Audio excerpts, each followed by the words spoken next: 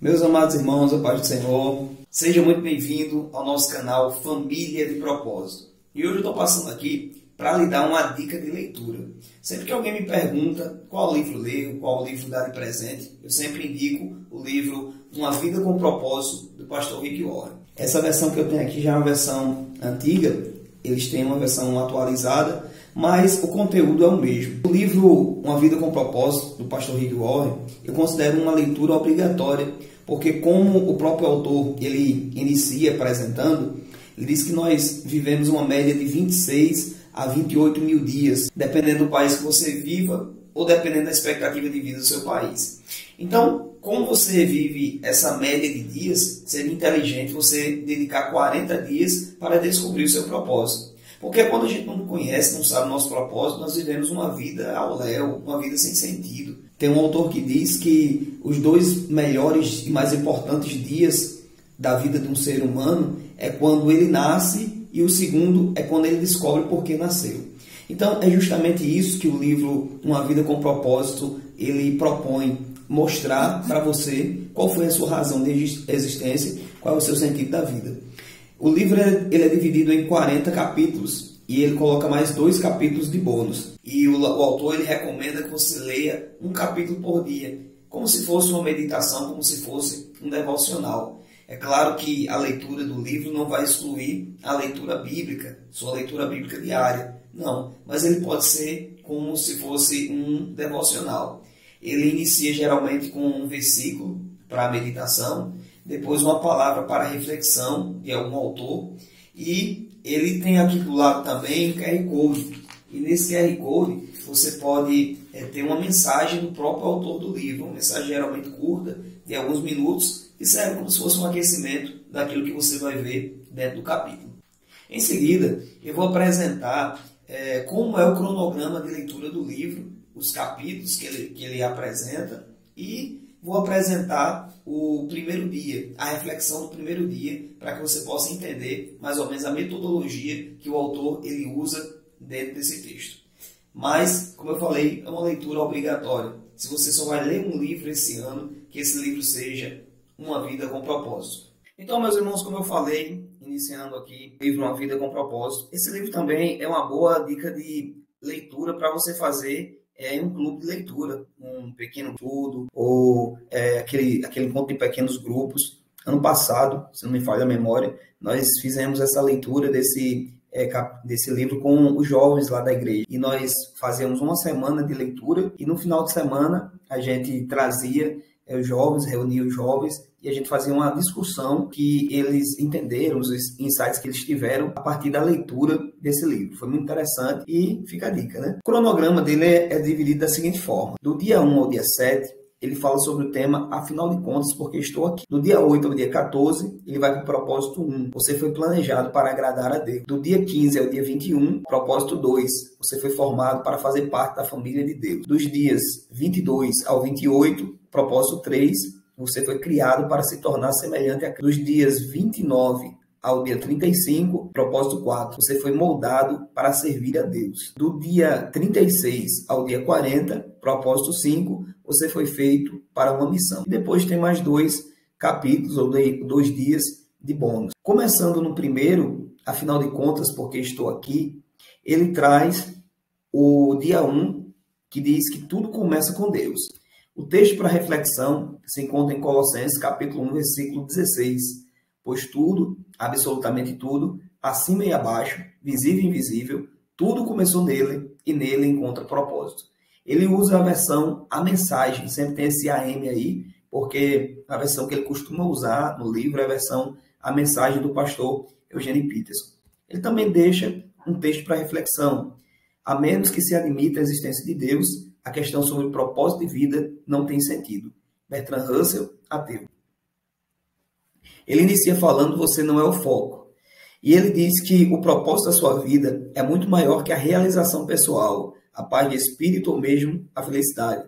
É muito maior que a família, a carreira ou mesmo os mais ousados sonhos e ambições. Se você quiser saber por que foi colocado nesse planeta, deverá começar por Deus. Você nasceu por um propósito dele e para cumprir o propósito dele. É claro que o texto ele vai ter vários insights que você vai tirando, né? Isso é muito subjetivo e muito particular. Eu estou apresentando apenas aqueles textos, aqueles pontos que saltaram aos meus olhos e compartilhando com vocês para lhe dar essa degustação e também lhe proporcionar esse interesse pela leitura completa do livro. Então, inicialmente, quando ele fala a respeito da questão do propósito, ele mostra que nós nascemos por um propósito de Deus. Não só nascemos por um propósito de Deus, mas também nascemos para cumprir um propósito dele. Em seguida, ele, reforçando a ideia de que você não é o foco, ele faz algumas questões, né? Apresenta algumas perguntas que geralmente nós fazemos. O que quero ser? O que devo fazer com minha vida? Quais são meus objetivos, minhas ambições, meus sonhos para o meu futuro? E você percebe que sempre aí está se colocando em primeira pessoa, né? O que quero, minha vida, meus objetivos, minhas ambições e tal. Porque nós temos essa tendência de entender que é tudo nosso, quando na verdade é tudo de Deus. E nós nascemos para cumprir o propósito dele. Ele mostra que se você entrega uma invenção para uma pessoa, você pega ali uma invenção inédita. E às vezes a gente se pergunta, mas para que foi feito? E quem tem a melhor resposta para lhe falar a respeito disso é quem fez, ou o manual do fabricante. E ele reforça essa ideia ao longo do texto. Ele diz o modo mais fácil de descobrir o propósito de uma invenção é perguntando ao inventor. Descobrir o propósito de sua vida funciona da mesma maneira. Pergunte a Deus.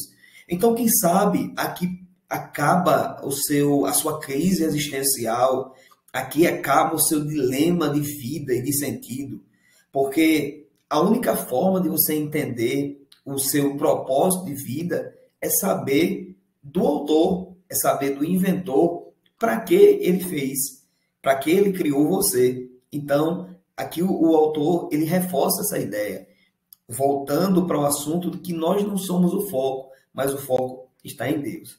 Somente em Deus descobriremos nossa origem, nossa identidade, nosso significado, nosso propósito, nossa importância e nosso destino. Todos os outros caminhos levam ao beco sem saída. Ele vai falando ao longo do livro que foi feita uma pesquisa, e nessa pesquisa foi perguntado para vários pesquisadores, para vários cientistas a respeito do propósito de vida. Muitos não responderam, muitos entendiam que não conheciam o que era o seu propósito de vida, ou levantaram reflexões e indagações fabulosas, e outros perguntaram ao pesquisador que estava realizando essa pesquisa sobre essa questão de propósito, e disse, olha, quando você descobrir, você fala para a gente. Então é justamente isso, quando você foca a questão do propósito em coisas externas a Deus, muitas vezes nos leva para essa crise que existe na mente das pessoas.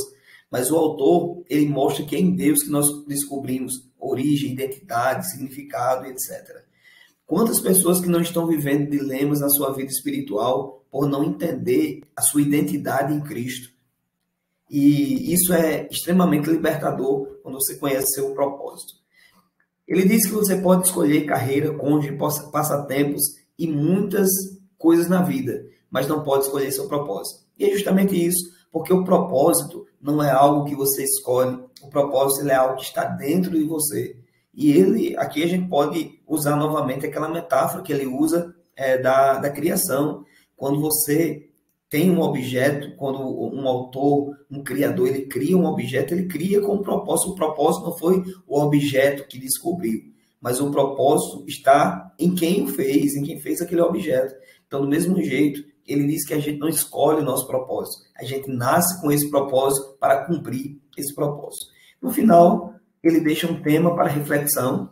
Eu não sou o foco. E o versículo para memorizar foi aquele versículo que ele iniciou o capítulo.